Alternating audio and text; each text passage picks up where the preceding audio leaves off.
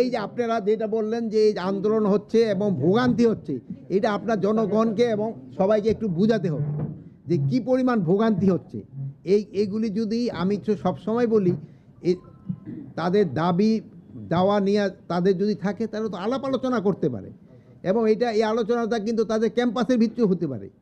তারপরে যেমন ধরেন তাদের মাঠ আছে, ওই মাঠেও তারা কিন্তু তাদেরটা করতে পারে।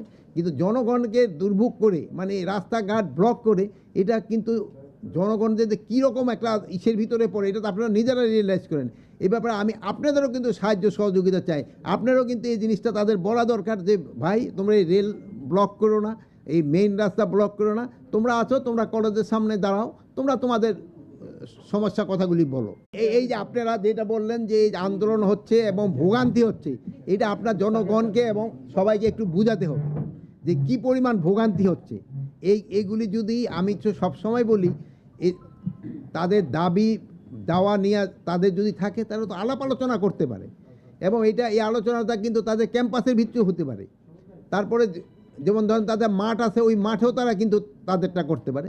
কিন্তু জনগণকে দুর্ভোগ করে, মানে রাস্তাঘাট ব্লক করে, এটা কিন্তু জনগণদের যে কীরকম একটা ইসের ভিতরে পড়ে, এটা তো আপনারা নিজেরা রিয়েলাইজ করেন।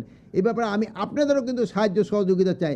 আপনারাও কিন্তু এই জিনিসটা তাদের বলা দরকার যে ভাই, তোমরা এই রেল ব্লক করো না, এই মেইন রাস্তা ব্লক করো না, তোমরা আছো, তোমরা কলেজের সামনে দাঁড়াও, তোমরা তোমাদের সমস্যা কথাগুলি বলো।